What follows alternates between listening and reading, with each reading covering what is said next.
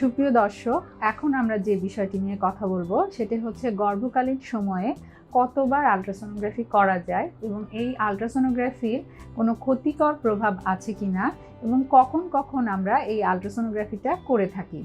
তো দর্শক, আসুন এই বিষয়গুলোই আমরা এই ভিডিওতে জেনে নেই। প্রেগন্যান্সিতে সাধারণত রোগীরা অন্য কোনো পরীক্ষা নিরীক্ষা করুন অথবা ডাক্তারের কাছে যান বা না যান, একটা আলট্রাসোনোগ্রাফি কিন্তু 7 মাসে অনেকেই করে থাকেন, যে বাচ্চা ছেলে না মেয়ে এটা তারা জানতে চান। তো দর্শক, আমরা ডাক্তার হিসেবে আলট্রাসোনোগ্রাফি বিভিন্ন সময় করাই। ছেলে মেয়ে দেখা কিন্তু আমাদের উদ্দেশ্য থাকে না, এবং এই বিভিন্ন ট্রাইমেস্টারে আসলে আলট্রাসোনোর বিভিন্ন গুরুত্ব থাকে। তাহলে প্রথমত আমরা আলট্রাসোনোগ্রাফি করে থাকি প্রথম 3-4 মাসের মধ্যে। 3-4 মাসের আলট্রাসোনোগ্রাফিতে আমরা যেটা দেখি যে বাচ্চার ডেলিভারি ডেট কবে, এটা কিন্তু প্রথম দিকে খুব ভালো বোঝা যায়। আমরা মাসিকের ডেটের সাথে প্রথম 3-4 মাসের আলট্রাসোনোর ডেটটা যেটা আছে সেটা মিলিয়েই কিন্তু একটা এক্সপেক্টেড ডেট অফ ডেলিভারি অথবা ডেলিভারি ডেটটা নির্ধারণ করে থাকি, যেটা কিনা পরের দিকে যদি আমরা আলট্রাসোনোগ্রাফি করি এটা কিন্তু কম বেশি হতে পারে। তো প্রথমে যে বললাম আমি দর্শক, যে প্রথম 3-4 মাসের আলট্রাসোনোগ্রাফি আমাদের ডেলিভারি ডেটটা নির্ধারণে সাহায্য করে। এছাড়াও আর কি আমরা দেখতে পাই? আরও আমরা দেখতে পাই quality of pregnancy, quantity of pregnancy এবং any pelvic pathology. Quality of pregnancy মানে যে আপনার বাচ্চার যে তৈরি হচ্ছে, ভ্রূণটি যে তৈরি হচ্ছে, সে ভ্রূণটি অ্যালাইভ কিনা, মানে এর হার্টবিট আসছে কিনা। যদি হার্টবিট আসে, বাচ্চা সুস্থ থাকে, সেটার প্রেগন্যান্সির কোয়ালিটিটা ভালো। তারপরে কোয়ান্টিটি অফ প্রেগন্যান্সি।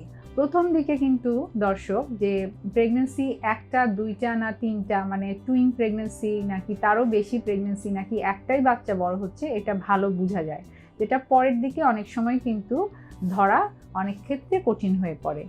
এরপরে যেটা আমরা দেখি যে পেলভিক প্যাথোলজি, মানে জরায়ু কিংবা জরায়ুর আশেপাশে ডিম্বাশয়ে কোনো টিউমার, জরায়ুতে কোনো টিউমার এগুলো আছে কিনা। কারণ পরবর্তীতে যখন বাচ্চা অনেক বড় হয়ে যায় সেক্ষেত্রে কিন্তু আশেপাশের সব কিছু দেখা একটু কঠিন হয়ে পড়ে।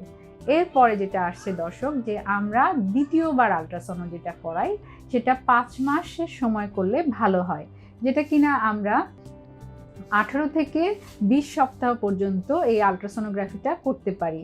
এই সময় যেটা করা হয় সেটা কিন্তু অ্যানোমালি স্ক্যান বলা হয়। তো অ্যানোমালি স্ক্যান যে সবারই করতে হবে এমন না, তবে এরপরে কিন্তু অ্যানোমালি স্ক্যান করা খুব সুবিধা হয় না। 24 সপ্তাহের পরে তো ওই অ্যানোমালি স্ক্যান করলে অত ভালো বোঝা যায় না। তো সেক্ষেত্রে দর্শক, 18 থেকে 20-22 সপ্তাহ পর্যন্ত আপনি যে আলট্রাসোনোগ্রাফি করতে পারেন সেটার নাম হচ্ছে অ্যানোমালি স্ক্যান। তো কাদের কাদের ক্ষেত্রে আমরা অবশ্যই অ্যানোমালি স্ক্যান রিকমেন্ড করব, সেটা হচ্ছে যদি আগে কোনো বাচ্চার জন্মগত ত্রুটি থাকে, মানে আগে কোনো জন্মগত ত্রুটি সম্পন্ন বাচ্চা ডেলিভারি হয়ে থাকে, অথবা তার মায়ের ডায়াবেটিস আছে এবং বয়স অনেক বেশি, তো এই সকল ক্ষেত্রে কিন্তু অবশ্যই আমাদের একটি অ্যানোমালি স্ক্যান করে নিতে হয়। আর অন্যান্যরা যদি করতে চান তাহলে এটা করে নেওয়া ভালো। তো এক্ষেত্রে যেটা দেখা যায়, বাচ্চা হাত পা চোখ নাক মুখ লিভার কিডনি সব কিছু ঠিক আছে কিনা এই আলট্রাসাউন্ডে বোঝা যায়। তো যদি দেখা যায় যে হচ্ছে এই সব কিছু ঠিক আছে, আমরা ধরে নেই একটা সুস্থ বাচ্চা বেড়ে উঠছে, কিন্তু এই অ্যানোমালি স্ক্যানে কি বোঝা যায় না, বাচ্চার চোখে দেখতে পাবে কিনা, কানে শুনতে পাবে কিনা, অথবা বাচ্চার বুদ্ধি কতটুকু হবে, এই জিনিসগুলো কিন্তু অ্যানোমালি স্ক্যান থেকে ধারণা করা কখনোই সম্ভব নয়। আর কার্ডিয়াক অ্যানোমালি মানে বাচ্চার হার্টের কোনো দুর্বলতা আছে কিনা, সেটা আরও 1-2 মাস পরে করলে ভালো হয়। তো সেটা সবার জন্য নয়। এরপরে যেটা আমরা রুটিন আলট্রাসোনো করতে বলি সেটা হলো 7 অথবা 8 মাসের দিকে, যে বাচ্চার গ্রোথটা কেমন হচ্ছে, বাচ্চার সঠিকভাবে বাড়ছে কিনা, বাচ্চার পানি ঠিকমতো আছে কিনা। কারণ এই 7-8 মাসে যদি আমরা আলট্রাসোনোগ্রাফি করাই, বাচ্চার ওজনটা যদি ঠিকঠাক মতো থাকে তাহলে আমরা ধরে নেই যে বাচ্চা ঠিকমতো বাড়ছে। কিন্তু এখানে যদি আমরা ওজন কম পাই কিংবা অন্য কোনো সমস্যা পাই, সেক্ষেত্রে সেটা কারেকশন করার ক্ষেত্রে কিন্তু আমরা সামনে আরও সময় পাচ্ছি। তো 7-8 মাসের সময় আমরা তৃতীয় আলট্রাসোনোগ্রাফিটা করতে বলতে পারি, তবে এটা খুব বেশি ম্যান্ডেটরি নয়।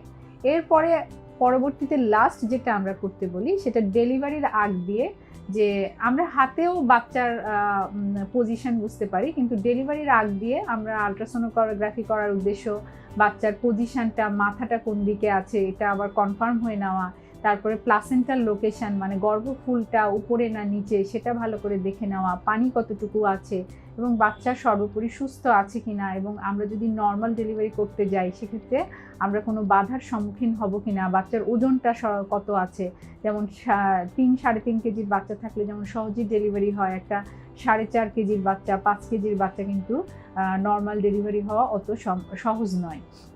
তো এই সব বিষয়গুলো বিবেচনা করে আমরা গর্ভাবস্থায় প্রথম 3-4 মাসে একবার, 5-6 মাসে একবার, 7 থেকে 8 মাসে একবার এবং শেষের দিকে 9 মাসে একবার আল্ট্রাসাউন্ড করে থাকি। আর যদি কোনো জটিলতা থাকে সেক্ষেত্রে দর্শক তাদের জন্য ভিন্ন হিসেব, তাদের আপনার ডাক্তারের পরামর্শ মতো আল্ট্রাসাউন্ড করা উচিত। ধন্যবাদ।